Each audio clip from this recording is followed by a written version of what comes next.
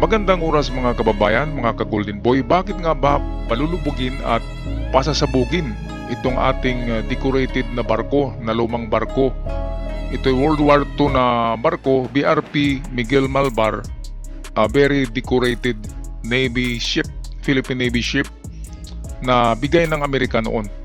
Ito ay kasabay o kasing edad ng barko natin na nandyan sa Ayungin Shoal, ang BRP Sierra Madre. Talagang mga luma na ito kasi World War II pa. So nasa 80 years old mahigit. Ang rason nito ay dahil sa balikatan. Well, talagang ano na pala ang ating Philippine Navy ngayon. Modernized na talaga kasi ang mga lumang barko ay palulubugin na. Well, narito ang ulat, atin panuurin courtesy ng UNTV. Hanggang huling sandali, magsisilbi pa rin para sa bayan ang lumang BRP Miguel Malvar PS-19 ng Philippine Navy. Ito ang tatargetin para palubugin sa isasagawang maritime strike na isa sa mga highlight ng balikatan exercise kung saan magtutulong-tulong ang mga asset ng Pilipinas at Estados Unidos na palubugin ang barko. Yes. Well, it will serve its purpose to showcase that we have transitioned from a legacy Navy into a modern Navy. Ang BRP Miguel Malvar ay formal na na-decommission noong 2021 pagkatapos magsilbi sa Philippine Navy ng mahigit 44 na taon. Pero unang ginamit ito ng Estados Unidos noon pang ikalawang digmaang pandaigdig. Pagkatapos ng giyera, naipasa ito sa Republic of Vietnam bago makuha ng Pilipinas noong dekada 70. Bago pa ito nagretiro noong 2021, huling na-deploy ang barko sa Western Mindanao. Ipinadala rin ito sa West Philippine Sea sa Julian Felipe Reef Incident noong 2021 kasama ang BRP Jose Rizal at iba pang Del Pilar class vessel ng bansa. Ito mga kababayan, kung tingnan natin, balikan natin. Kung tingnan natin yung itsura niya ay parang ano lang, no, cargo vessel. Pero meron siyang canyon sa harapan, no.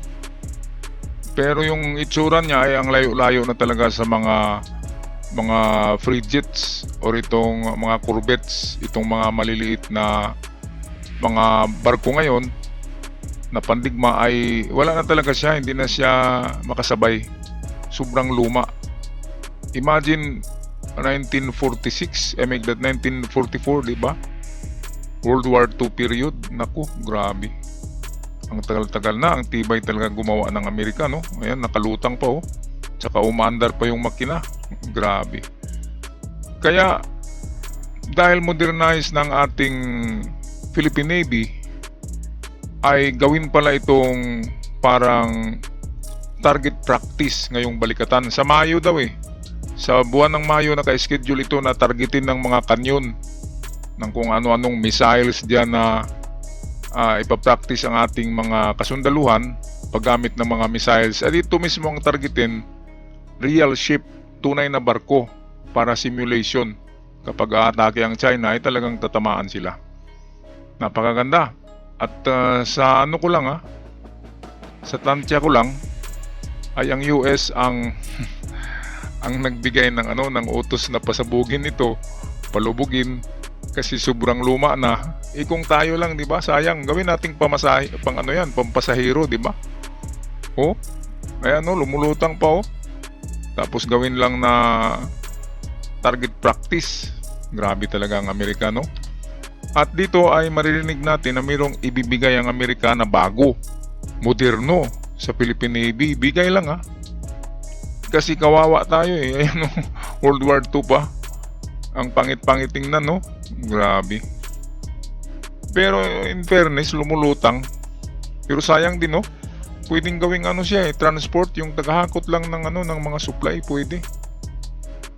Okay, patuloy tayo sa balita. Sa ng Philippine Navy. She's still the most decorated warship of the Philippine Navy. BRP Miguel Malvar produced more than 20 flag officers to include several flag officers in command and to include a commandant of the Philippine Coast Guard. Marami na pala siyang naging mga officers ang barko na yan kasi yan ang pinapraktisan ng ating mga Philippine Navy, ang barkong Miguel Malvar. Naku, hindi pa yata tayo na isilang ng panahon na yan ay barko na siya. Pero nasasayangan ako ang ganda-ganda pa. Tapos palubugin lang, pwede namang gawing ano di ba? Pwedeng gawing transport, yung maghakot lang ng mga stocks, di ba? Pero dahil Amerika ang nag-utos at papalitan ng bago at moderno na barko, bakit hindi? Di ba? Goodbye na sa mga goodbye na sa mga sentimental value. Yan ang sabi dito nitong officer, ay goodbye na kahit na masakit sa loob daw, ay patungo na tayo sa sa future at iwanan natin ang past. Okay, so magandang to. Balik tayo sa balita, UNTV. Si Captain John Percy Alcos ang huling kapitan ng barko bago ito iniretiro noong 2021. Kasama ang iba pang mga naging commanding officer ng PS-19. Aminado siyang nalulungkot sa gagawing pagpapalubog ng makasaysayang barko. Gayunman, kapalit naman anya nito ang mga makabagong barko para sa Philippine Navy. Ayan, so hindi lang pala isa, papalitan siya and din ang ipapangalan sa bagong barko na state of the art. Makabago na talaga, kumpleto na katulad ng sa Amerika. At ipangalanan din, ganun pa rin, Miguel Malbar. Kaya kahit na lumubog na yung lumang matandang Miguel Malbar, ay mayroong sisibol na moderno at bago at pwedeng makipagsabayan sa China. Ito ang good news sa ating Philippine Navy dahil tinulungan talaga tayo ng Amerika dahil kawawa na tayo. Okay, balik tayo dito sa ating officer ng Philippine Navy. Lahat kami siyempre malungkot. Pero just like anything na progresibo, we have to let go of the past. That doesn't mean that we have to forget the past, but we have to move on. We now have a modern Navy, so we have to embrace na moderno na ang ating Philippine Navy ngayon. Ngayong Abril dumating sa bansa ang pinakamodernong barko ng Philippine Navy na ipinangalan kahalili ng lumang PS-19, ang bagong guided missile frigate. Ito ang BRP Miguel Malbar FFG-06 na una sa Miguel Malbar class. Idinisenyo ito na may kakayahan sa anti-air warfare, anti-surface, anti-submarine, electronic warfare at maritime patrol and surveillance. Well, BRP Miguel Malbar together with her sister ship, BRP Diego Silang, are state-of-the-art warships. Aba, dalawa pala to.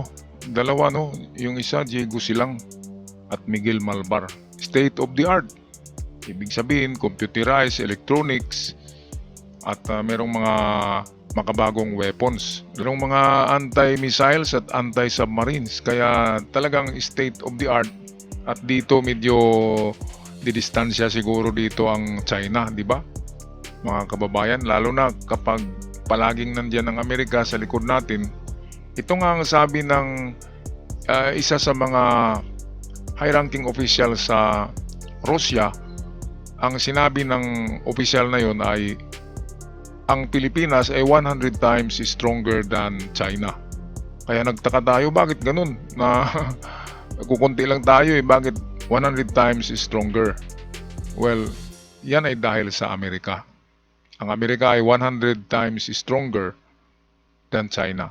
Kasi nasa likod palagi natin ng Amerika. Kaya ganun na rin ang pagtingin ng Russia sa atin na talagang matibay tayo dahil meron nga tayong sinasandalan at nakaback up at tutulong sa atin dahil sa the Treaty of 1951.